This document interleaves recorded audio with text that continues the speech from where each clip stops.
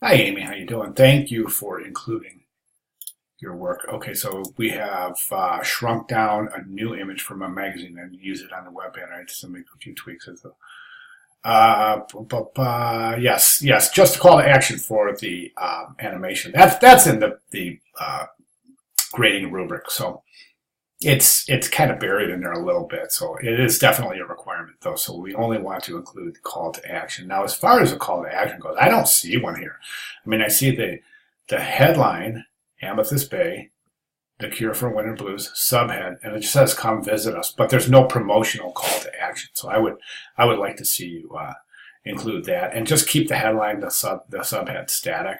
And then also think about hierarchy. Headlines should be bigger than the subhead in terms of point size for your type. So Amethyst Bay for your headline should be larger than The Cure for Winter Blues for your subhead.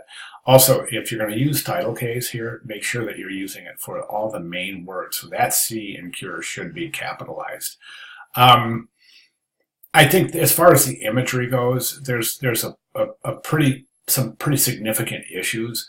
And this is not a masked image, and this is showing a couple of things. They're showing that there's a background right there. And that's not the intent. The intent of a masked image is to completely remove the background. And also that you've still got the original background right through there and that hole in the hands right there. So you definitely have got to replace that with the complete masked image itself.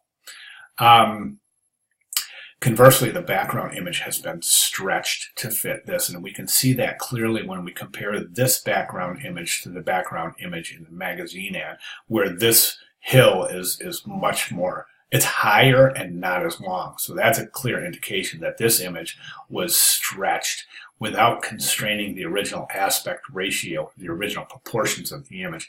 And that's a big no-no in digital imaging. Whenever you resize image, if you're going to resize manually, so when you place the image in here and you grab, you click the image and you have that corner bounding box, you take your cursor and you place it over the corner bounding box. Make sure you hold that shift key when you drag to adjust the size of the image. If you don't hold the shift key, it's quite likely that the vertical or horizontal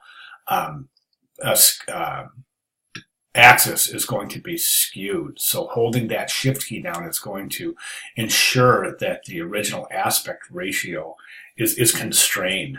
So that's very, very important. And that's one of the basic foundational objectives of this course. So I will definitely like to see that adjusted in the background image. Now, if you jump over to the announcements area, back in week 5, I'm going to come over to the announcements area. And I'm going to scroll down to week 5, the welcome to week 5 announcement. Here it is right here, welcome to week 5. Then if we scroll down here, right here to these 2 videos, how to create your banner ad from your magazine ad. In this video, I show you how to crop the background image to a 300 ppi. So you can actually crop the image from the magazine ad to the exact size of the banner, so that you see how to adjust that image without any distortions at all. So I highly recommend reviewing that, how to create your banner ad from your magazine ad video, located in the Welcome to Module 5 announcement in the announcements area. Okay, so in summary, let's get that background image adjusted. Let's get this image masked out. This looks to be a very low quality image. I would recommend maybe considering a different image to mask for that portion of the assignment. Headline, Arial bold, subhead, reduce the type size, and then leave those static, and then make sure you get your call to action in there, whatever your promotional offering is. And you want to get that in there and animate it. Okay, any questions at all, please let me know. But I definitely want to see those changes made for your final submission. Okay, thank you.